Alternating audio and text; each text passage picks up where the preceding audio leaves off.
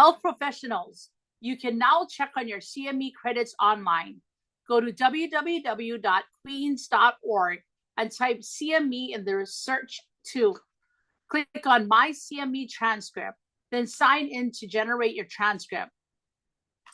About ECHO. We want to remind everyone that this is an ECHO webinar, which means that this session serves as a forum for mutual teaching and learning from experts and from each of us on the front lines. As the ECHO motto goes, all teach, all learn. So it will take all of you to create this community of learning. In the spirit of aloha, we encourage you to turn on your cameras to help us build a community of learning. Feel free to eat during this ECHO session. Good nutrition is a key to a healthy lifestyle. A little bit about our format. After a short lecture from our experts, we will share expertise from the rest of the team and then open up the time for case discussions. We invite you to share any geriatric cases. It may even be on a topic not related to today's topic of lecture.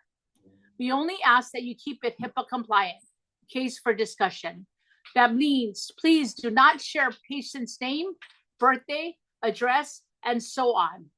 We will learn best from our patients. They are the best teachers. Our interdisciplinary team is here as well, and we are all willing to teach and share our collective wisdom with you. Most of you already know me. I am Winette Gaylord of ARCA, Alliance of Residential Care Administrators.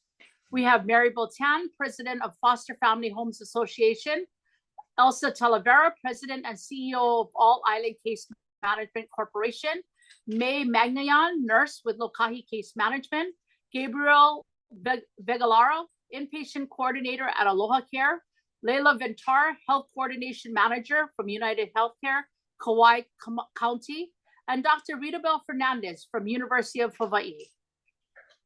We are in the third month of our series on mentation. If you are interested in viewing any of those lectures and handouts, you can find them on our website. Unfortunately, we cannot offer certificates of attendance for videos you have viewed.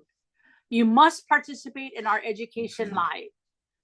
The title of today's webinar is Newer Drug Therapy for Alzheimer's Disease. It gives me great pleasure to introduce our speaker, Dr. Chi Z. Dr. Chi Z earned her Master of Public Health MPH degree from the University of California, Los Angeles, UCLA, and worked for 7 years as a public health researcher at the University of California, San Francisco, UCSF. Driven by her passion in healthcare, she transitioned her career to nursing and nursing practice. She moved her family from California to Hawaii to complete her Doctor of Nursing Practice, DNP degree at the University of Hawaii at UH Manoa. Dr. Chi Z brings extensive experience and passion in clinical research and practices aiming to bridge gaps in clinical trials so that more eligible patients and their families can benefit from cutting-edge treatment. She believes nurse practitioners, NPs, can be critical in promoting holistic care and patients' communication, rights, and quality of life through culturally competent care and lifestyle management. We are so honored to have her speak to us today.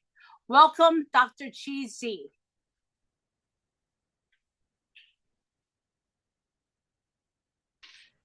Thank you so much for the introduction. So I assume this is my cue to share my slides. Okay, share. Can everyone see my slides now?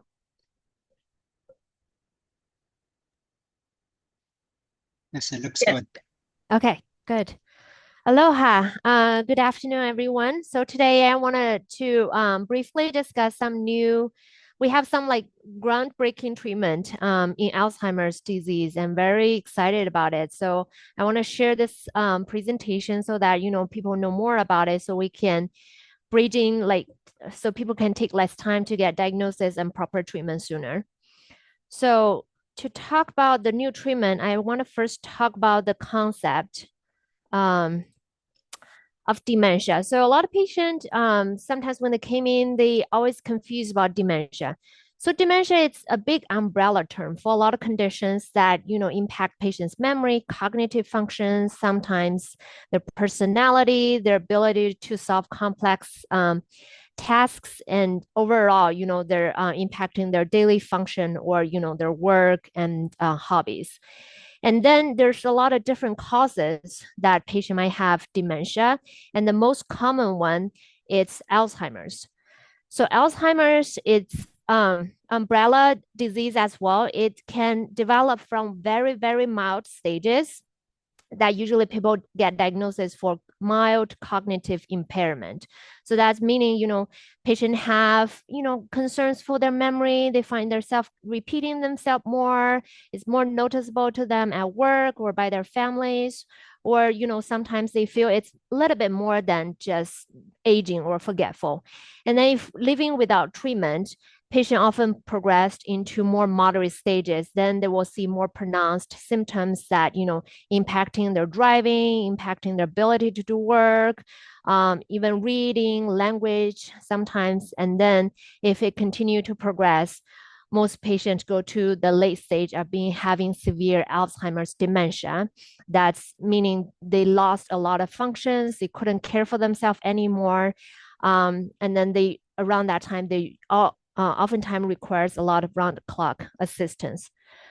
So how can we break this so that slow down the progression of the condition?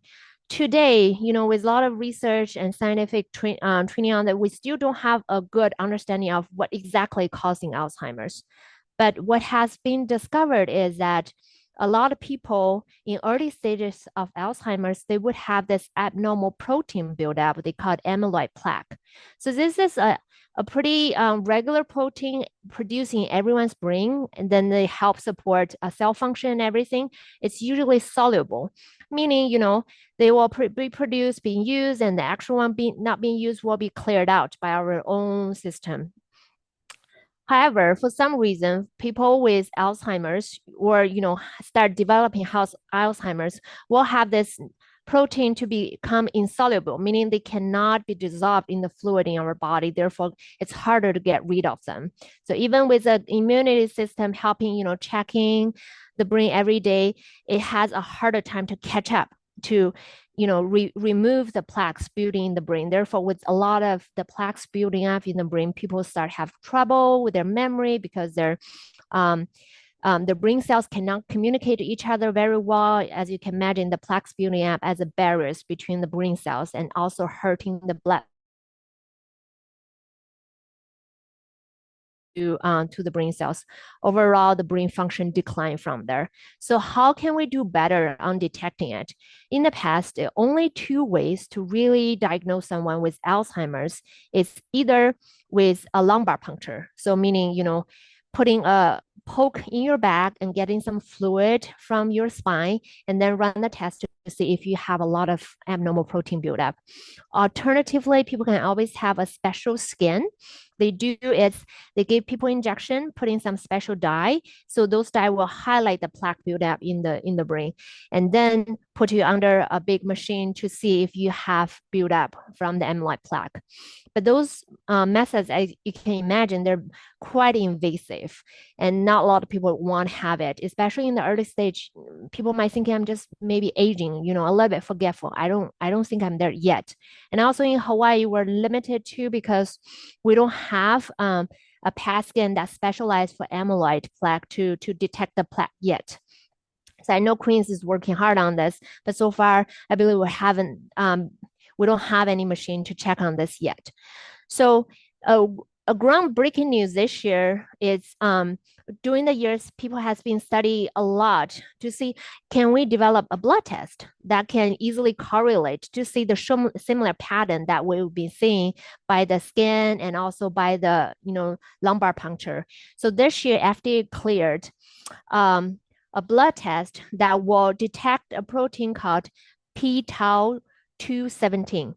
So this is a blood test people can do as part of screening test. So people always, concerned for their memory, they can see their local neurologist or their primary care, and then they can do memory test if they're detected to see, okay, there's some memory concerning that is beyond aging. And then people can order this blood test that can be done in the local lab, run by mainland lab, and then getting the results back in a few weeks. So this is a really effective way so that we can have our action sooner so that we can detect potential Alzheimer's sooner, therefore give them more time to receive proper treatment.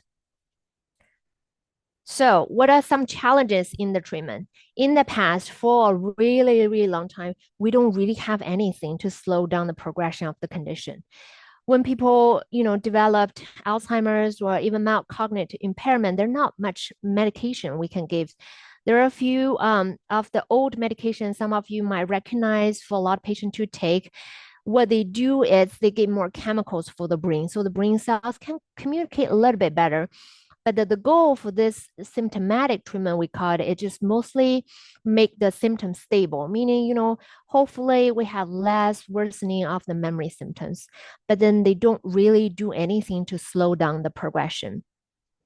But this has changed because we've been doing a lot of research trying to say, can we develop something new to stop it? Or if not, at least to slow down the progression. So about 2 years ago, and then also last year as well, there are 2 medications that has been approved by FDA to treat patients in early stages of Alzheimer's disease, what they called mild cognitive impairment. So what does the 2 medications do? Both of them are IV infusion, meaning patient have to say they're getting some IV lines through their arms to get some treatment. So the treatment is what they designed to recognize a plaque going in the brain.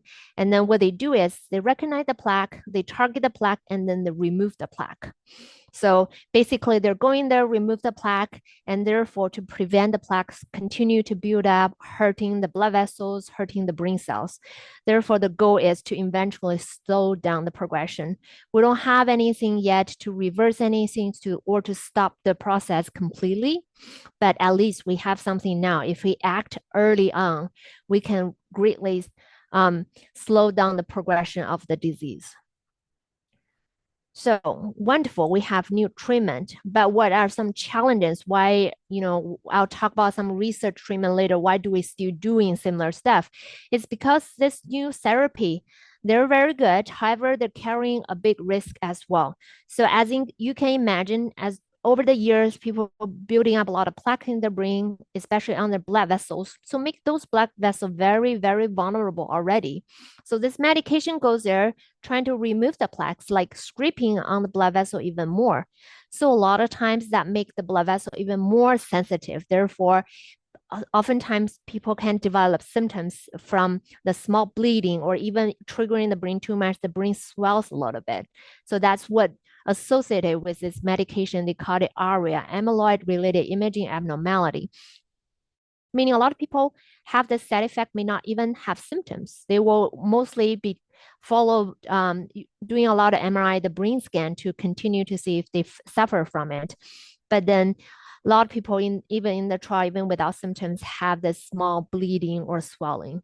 So some people even have some of the symptoms in clinically, and then they may have any of the symptoms listed about. So this is a big risk, especially for people who, unfortunately have certain genes that put them at higher risk of creating more plaque. Therefore, there are more plaque being there to be removed. So a lot of people facing this risk factor. And also, as you can imagine, because this treatment have the potential of causing small bleeds in the brain, therefore people with anticoagulants or blood thinner, they're taking blood thinner for other reasons, cannot take this medication because it's too risky for them. So what can we do for people, with higher risk or, blood thinner who cannot take this medication at all? So we're pushing forward to say, can we do something better? Can we create another new treatment? So let's talk about new options for infusion. So at Hawaii Pacific Neuroscience, we do a lot of clinical trials with, age, trying to find new ways to treat patients. So one of the new ways that we have a trial ongoing right now is they find similar. So similarly, they still want to recognize the plaque, going to brain to remove it. However, they said, okay, we have a lot of side effect from this current treatment already. How can we make the side effect lower, almost to nothing? So what they do is they find a better carrier. So this is a new carrier they find out that can more efficiently bring the medication to over to the brain so that we can use much less dosages of the medication, still doing the same job. So with this new carrier, they're able to bring the medication to the brain so efficiently, they were able to cut the dosage to 1/3 of what FDA approved for those new infusion treatments. So therefore, you're using much less dosage to bring the same effect. Therefore, to give a lot of hopes to people who are at high risk for bleeding. We're still doing trials on this, trying to test its efficacy and risk factor, but you can see more clearly with this medication. So standard, if we're giving the medication at a bigger dosage, with the brain being very protective to, prevent any medication trying to go there, we can only penetrate about a little bit in the brain, versus with the new transporter, bring the medication, even with a little bit, we can really cover the whole brain with very little dosage. Therefore, you can imagine it's still being very effective. However, it has much less side effect from it. So that's one of the options we're trying to see, can we bring this medication to more patients? So, and then there's another slide to show that, even with this new medication called trontinemab at a much lower dosage, it greatly reduces the amyloid plaque in the brain, because they can do the scans following the patient to see how much plaque has been removed. So even 3 months in, this medication can greatly remove the plaque to over 80%. So that's a huge improvement. And then so far, the risk profile is looking really good with minimum brain bleeds and swelling, but we're still studying on this. So let's talk about another way. So as I mentioned earlier, this is a protein that continually being produced and then, accumulate in the brain. So our immune system is, the housekeeper, the police patrol, they're and remove the bad guy. So similarly, they can recognize the abnormal plaques being accumulated and creating a lot of barriers and damages to the brain. So our immune system is capable of removing those plaques.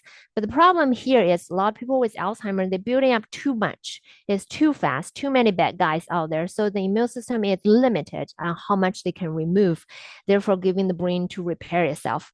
So we have another new trial. What they do is trying to teaching the immune system to better recognize the plaque, and then to motivate them, giving them more troops. So therefore, A, teach them better recognize that person, and B, giving them more police forces so that more immune system can go using our own forces to target the plaque and remove the plaque. And then, so we're seeing pretty good results from there too. And as I said, it's part of the clinical trial. So we'll continue monitor how effective it really is. And then also if, what kind of risk is associated with it. But so far, because it's using our own immune system to target the bad protein and remove it, the risk is relatively lower because it's part of our own immune system instead of bringing someone new there. There's also, new options too for our, neighboring island patient. It can be very taxing for them to fly over to Oahu to get a new treatment because that's IV infusion. Oftentimes it's, once a month, some therapy even every 2 weeks. It's taxing for them to travel, even for people on the island too, living in a different neighborhood. It can take them a long time with caregiver to travel to the clinic to get the infusion every so often. So a new way of doing it is can we do a pill version? People can just take it every day at home, so it will be easy for them to treat. So there's another new trial targeting, not only giving a new format by being a pill instead of IV, it's also trying to target the upstream, meaning I just, earlier said we still don't have a clear understanding why people have Alzheimer's, right? But then they have recognized that for a lot of neurodegenerative conditions, including Alzheimer's, they have certain common factors being produced even before they're, turning into those toxic protein. So one way is to develop a new medication to target the upstream to stop toxins being produced. Therefore, we're preventing or slow down the production of those toxic protein downstream. So if you cut the upstream and then nothing more toxic will be produced. So this is another way we're trying to work to see if this help people in slow down the progression. Meaning if we stop or slow down the production of toxic stuff, maybe we can help save any protein being built up or the immune system to take care of the rest by itself. So that's another direction we're working on to study too. And this is a pill version. So I just talked about 3 different trials that, right, they're aiming at early stages, trying to slow down, the progression of the disease. So hopefully people stay in the early mild cognitive impairment stage much longer. And then, really, really helping them, the family to get ready, to have the patient have longer quality life instead of, deteriorating faster, unable to care for themselves, have a lot of burden, so there's a lot more trials happening in the mainland too. Every year, there's many companies trying to develop new therapies. I just do a screenshot for just give you a thing to see how many more different methods they're trying to study, how many more new medication they're trying to target so that we can slow down or one day hopefully stop or even reverse the damages from Alzheimer's condition, maybe overall for dementia. But there's a lot to come, and I encourage everyone, if you are interested, you can go to our website or you can go to NIH, looking at their different study method for different medications that can be used for patient. But I think the overall message I'm trying to give is, now we have a lot of methods, we can detect this condition early. So, for anyone who has family history, who start feeling, this is, I'm getting more forgetful. Sometimes, even I get confused or things I used to do faster, now I cannot do it, or I don't remember to do it. If you have any doubt like that, come to see your primary care, come to see your neurologist, get the workup done. And then, if we can capture things early in the stage, we have a lot more options than, if we were to delay it later on. So far, we're still working on it, but so far, when patient move to a more moderate or severe stage, we don't have too much options for them. Okay, that's all for my presentation today. Thank you so much. I'm happy to take any questions or anything you want to discuss.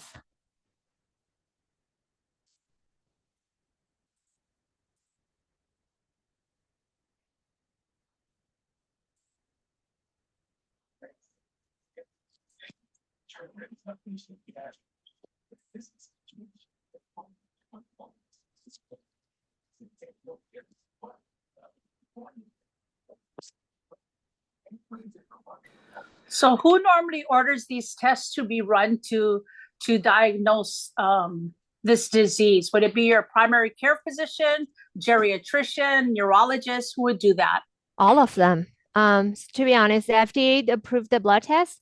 They're saying anyone who come to, primary care geriatrician, if they have memory concern, they can do a very quick memory test, very easy to do in the office. And then if the test is positive, meaning we have concern for memory, and then we can just run the blood test. Anyone can order it. Should we try to incorporate this test into our annual visits, at least for the geriatric population? I would say right now this is approved for patients with concern or symptoms, meaning, we have concern for memory and then we do a test. So if the test is positive, that's where we do it. It's not yet open to general public yet. I would definitely say, yeah. This tests are covered by insurance. Yes, we are sending them. You can order it through Mayo Clinic or LabCorp, and those are mainland company, but we have local collaboration as diagnostic with them. So we can order them once the insurance approved. They can do it at diagnostic, and then that will be sent to Mayo, and then they run it and send the reports to us. Hi, this is Gabe with Hi. Aloha Care. I have a quick question. So can you clarify how we should set expectations with patients and families when it comes to discussing disease-modifying treatments compared to symptomatic treatments? I would say a timeline matters, right? Because all those new disease-modifying therapy right now is only approved for mild cognitive improvement, meaning they're still very early in their stage. They will do memory tests to determine where that, cutoff line is. So for anyone, here's I would go. So if it was my family, if they were able to detect this condition sooner, and then we're fitting the criteria, I usually encourage people to do this disease modifying therapy, only because I've shown really good data to slow down the progression, and because symptomatic treatment we can start that anytime we want. They will help make the symptom more stable, but it does not slow down the progression of the condition anyway. Meaning if you are only taking symptomatic treatment, it will get worse. And then it will take away the time for the patient to enjoy more, meaningful time with family, doing things they enjoy. And then potentially patient will progress to a way that, we have nothing to do. And then it's a lot of burden for the patient and the family. So ended up, causing a lot of distress overall. Thank you. We do have a couple questions here Mm-hmm. regarding on the blood tests Yes. and meds if they're typically covered by insurance. Yes, everything are covered by insurance. Right now, in clinics, sometimes, yeah, we got denial, but then we usually fight back with the insurance. Usually we got approval because it's FDA approved. And also the Alzheimer's Association, International Association recommended in their guideline as a screening test for patients with memory symptoms or concerns. So this test is called p-tau, PTAU 217. It can be ordered by Mayo Clinic, run by Mayo Clinic or LabCorp, which are both mainland laboratory, but then, as I said, they have local collaboration. Okay. And can this test only be done once, or can there be repeated tests? They can. So sometimes if patient have a lot of family history and then they have memory concern, we will run it one time. And then if patient will become negative, or sometimes it can be an interval. If you get the result back, they can be either positive, negative, or in the middle of it. So in a gray zone. So they're not sure, with the middle number, are they, negative or that positive? In that sense, I would say, try to repeat it in 6 months. One thing I'm trying to do with this test, because it's a blood test, so it shows really good to track people along the way, but we're not there yet. So far it's not to be used at tracking people. It doesn't mean if you have much higher number, meaning you have much higher disease burden. No, it's only used as negative or positive. So if I test one time positive, then I would say see a neurologist, let's do a lumbar puncture to confirm, and then to talk about treatment option if you're eligible. If it's negative, you have a lot of concern on family history, I would say let's repeat the test in 6 months. I think it's very reasonable. Okay, thank you so much. Yeah.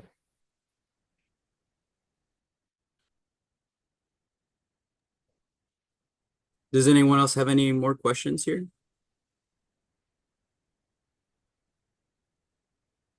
Okay, I'm not seeing anything in the chat here.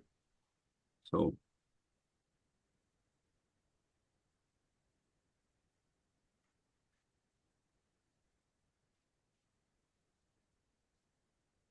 okay, so Dr. Z, Mm-hmm. could you explain to everyone a little bit about the pathophysiology and, a little bit about this biochemistry of what's going on in the brain with these plaques and tangles? A lot of care home operators and foster home operators would love to have a refresher on the chemistry in the brain and and what are these plaques and what are these tangles and what is this tau protein? If you could give us a simple explanation, that would be very helpful to everyone.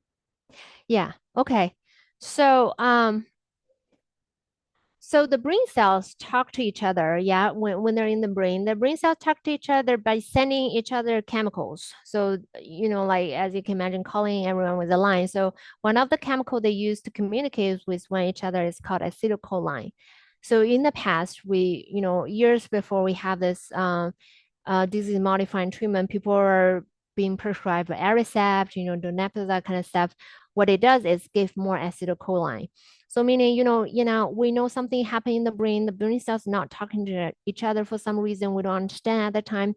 So the thought is to give more acetylcholine, meaning the message, the chemicals the brain cell to use with each other to communicate, that oftentimes help with the symptoms. The reason, like I said, is because they give more chemicals the brain cells to communicate to each other. But as you can imagine, it's only give more chemical, but it doesn't do anything about, the destruction continue coming down in the brain. Therefore, patient will, eventually get worse. So the new study that we find is the amyloid plaque. So it's an amyloid protein that our brain cell. So imagine a cell like this. So it has a wall. So it's called they have a little wall so that they have gate or door on it to, say they want useful stuff inside and excrete stuff they don't want or send out packages. So they have a guard and the wall. So the amyloid protein is part of this wall to, protect the cell and also regulate stuff coming in and out. So usually it's being produced normally to, strengthen the structure of the cell. However, for some reason, there's a lot of different theory, like inflammation going on, other stuff going on, that impact our brain, that it started to producing the proteins instead of as a wall to help cell be more strength. It starts producing another form of this amyloid protein, and then it become not in good shape, and also they like to bond each other and tangle. And then you can imagine to form a lot of barriers. So instead of helping the brain cell to build the wall, they break the wall, they hurt the brain cell, or they, form on the blood vessels to hurt the blood vessel, therefore impacting the blood vessel's ability to continue giving nutrition and oxygen to the brain cells. So over the times, with a lot of those, abnormal amyloid, the insoluble ones start building up the tangles, the brain become more stressed, and then there's less they're less likely to use the immune system to help them, and then they become more prone to inflammation, more chaotic stuff start going. So at the study, they have shown that with a lot of plaques building up around the cell, breaking the cell and on the vessels, and then it will make the brain suffer more, and then eventually they will start to create an independent. So going forward, when patients beyond a stage, the brain cell is so unstable because they don't have the wall structure. Inside, if you can, they will start a tau protein. I don't know if you remember anyone talk about tau protein in the brain as well. So a tau protein, usually it's like, so within the cell, how things get delivered is through tracks. So the tau protein, a structure for the tracks for the little car to go within the cell to deliver and exchange stuff too. So those tau proteins, like amyloid protein, supposed to be a helpful and normal structure of the cell. However, if there's a lot of, destruction has already been going on, the brain is very confused, is, very stressed, having a lot of inflammatory reactions in the brain cells already, everything doesn't go into this normal routine. And then those tau proteins start to change their shape too. And then they start to tangle together instead of forming those nice, tracks for the little car to transport nutrition for the different, inside the cell. They broke it. Therefore, the cell cannot function anymore. So as a plaque of the amyloid building up to a point that the brain can take it anymore, the tau proteins start to become independent, another toxic pathway to start, destroy structures inside the brain cell, and then leading to more and faster cell death. Therefore, that's why I said disease modifying therapy is important in a way that if we can stop the amyloid plaque from being produced and then accumulated in the abnormal way, we have a chance of slow down or even stop, hoping to stop the tau protein from being abnormally produced and then destroy all the structures inside the cell, causing cell injury or cell death. And then talking about the new therapy. So those new therapy, they're called monoclonal antibody. Antibody, as we all know, antibody is the vaccine we got. Antibody is to antibody are the soldiers in the cell to recognize bad people and take care of them, take them away. So those new treatment, disease modifying treatment, they are being engineered. They're engineered to recognize the amyloid plaque now. So therefore, their job once they go to the brain, because they only getting the memory or the information of the plaque, amyloid plaque, so they know exactly what their targets are. So once they're in the brain, they will go to their target, go to all the target of the amyloid plaque, and then target them, flag them, so the immune system can take care and then remove them, putting them into trash. So that's overall how it works. Hopefully, I explained that well. Any questions? Thank you, Dr. Z. Others may have questions on this. Thank you so much for explaining the chemistry. That's hard for everyone to understand.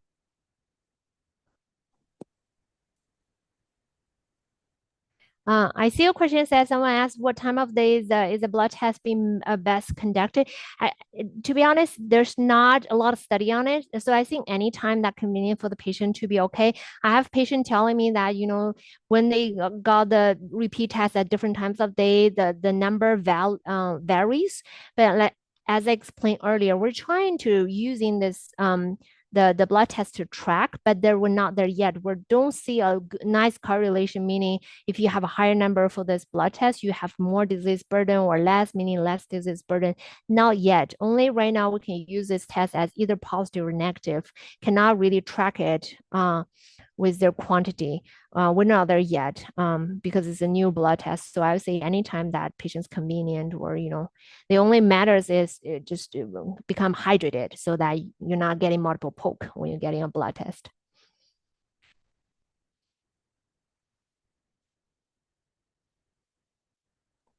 Dr. Z, could you speak to the costs of these new treatments and Yeah. blood tests? What Leqembi costs? So for now, as you mentioned, so two medication, one is called Leqembi, one is called Kinsangla. They're both covered by insurance, meaning we'll run the workup. What they need is usually need to see a neurologist. They need to have their memory test down to make sure they qualify for early stage. They need to do a brain MRI to make sure they don't have a lot of bleeding in the brain already, right? That would be put them at high risk. And then they have to do a lumbar puncture in Hawaii to confirm for sure, yeah, you have Alzheimer's. And then we can talk about medication. Both medication are entirely covered by insurance, but depends on your insurance. Some people have copay, right? You might have a copay for a medication. So really the overall cost really depends on how much you have to do copay with your insurance policy. But overall, I would say it's very, very I haven't heard anyone with financial challenges, they couldn't do the medication because it's too expensive, because like I said, it's covered by insurance.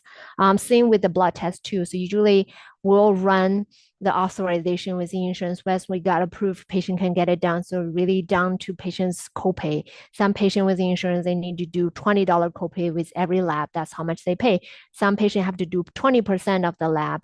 So my understanding is that this test probably $200. So if you have paid 20% of that, so ended up like $20 to $40 like that.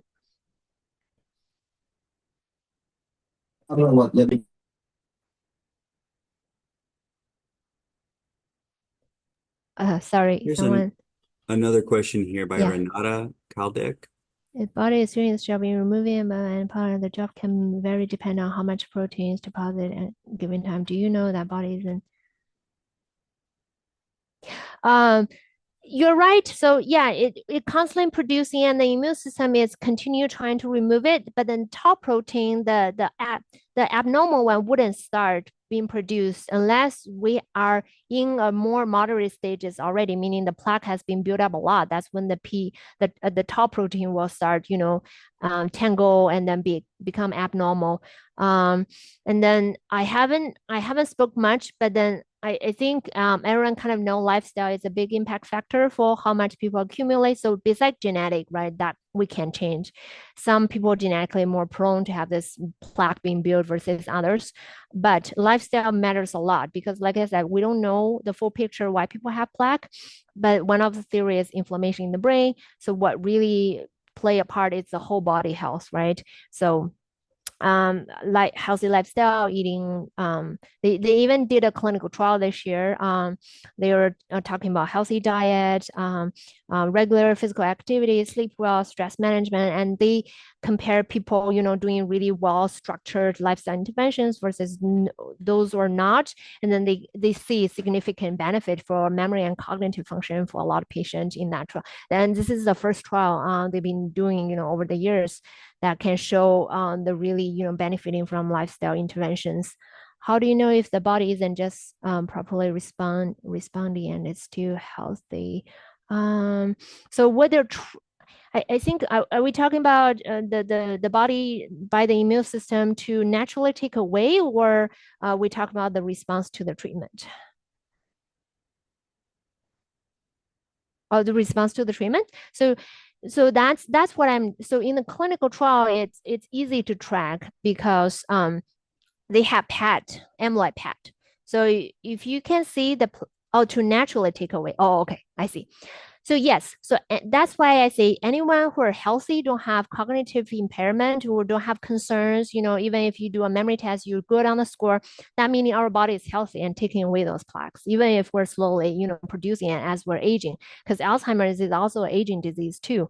So they usually people wouldn't have symptoms. That's why I don't recommend you have to have memory concern, you have to be positive on the memory test. That's when you have it. It's only when, because our body, for some reason, it's not adapting it too well. The immune system is not strong enough to, to take away all the bad person. That's when the accumulation start happening. That's when your brain cells start being impaired, your vessels start being impaired. That's when people have symptoms. That's why when they're doing a lot of studies in the past, tracking people over the years, you can see some people have the plaque building up like 10 years before they have any symptoms showing up. Meaning, naturally, we do have it. You will continue building up. The building up will be faster. And as we're aging, our immune system wouldn't be as active as younger people for sure. Therefore, one day or another, because of all different reasons, the proportion going to shift. So therefore, it's very important to be able to detect it when it first, the ratios start to change, so that we can still have a lot of treatment offered to slow down the process, to prevent damages or prevent the tau process from being from happening.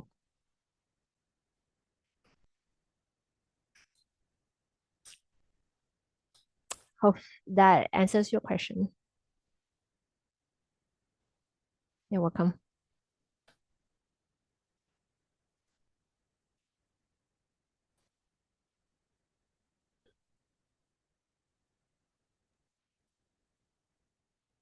Does anyone else have any more questions? It doesn't seem like it, Doctor. Okay, if no questions, thank you so much for your time. My contact info is there. If anyone want to reach out, feel free to write me emails, or we can chat afterwards too. Thank you, Dr. Z. We appreciate your presenting to us in such a nice, simple manner and explaining the wonderful work that you are doing at HPN. That is, y'all have brought trials to Hawaii and giving families a choice, a treatment option that they could never have gotten had it not been for your amazing team at HPN. We can't thank you enough for joining us. Mahalo so much. Thank you so much. Everyone have very healthy and relaxing holiday season. Thank you. Do we have Layla Winter with us?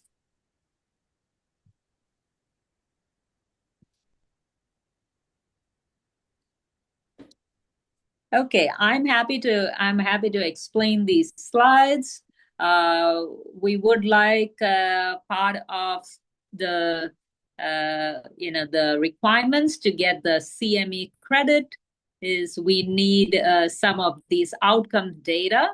In these last 3 months, we have been talking about the 4 M's of healthy aging, and this M is mentation.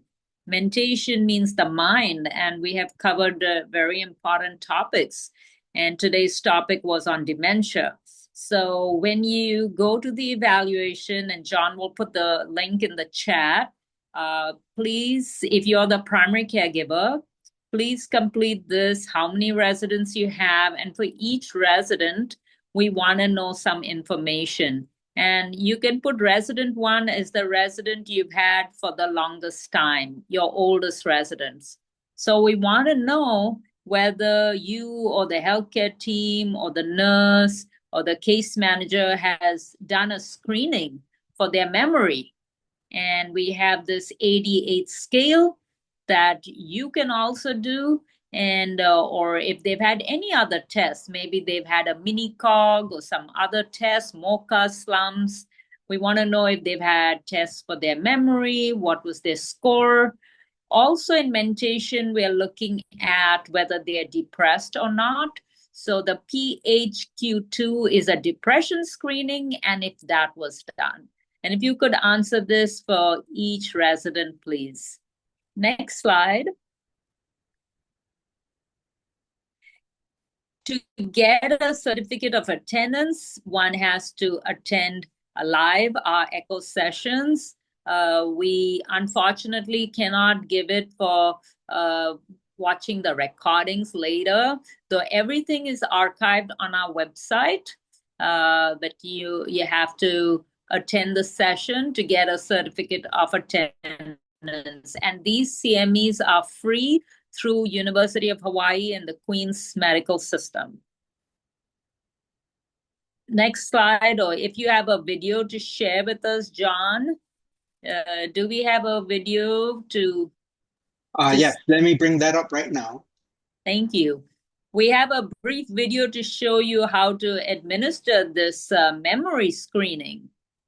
So let's look at this video.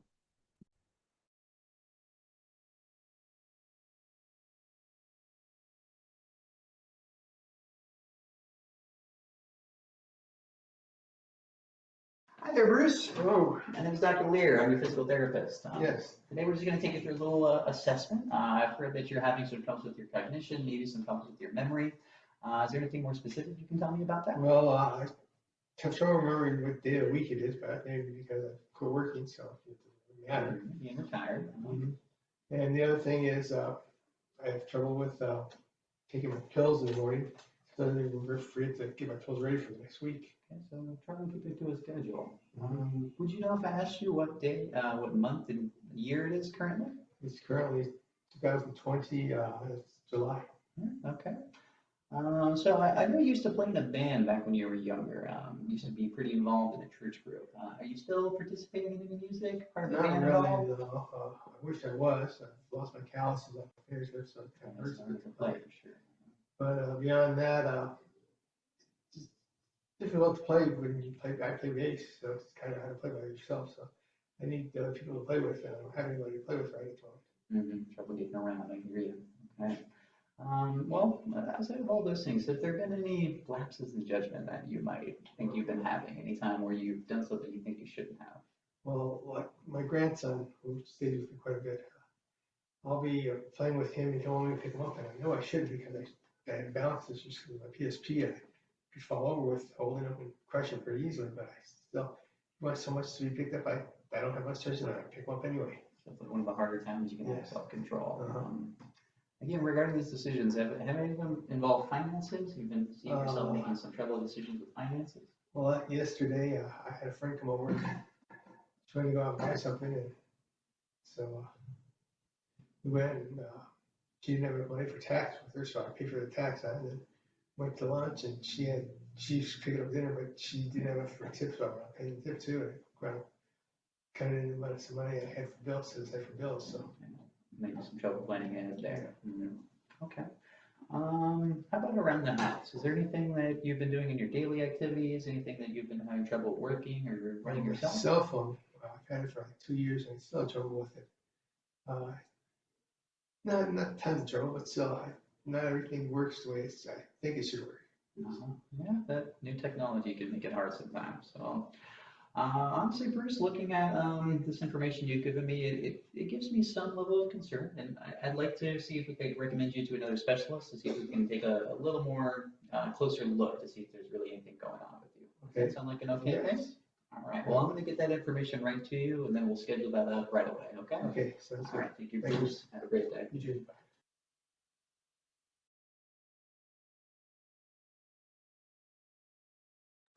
Thank you, John. Thank you, John, for sharing the video.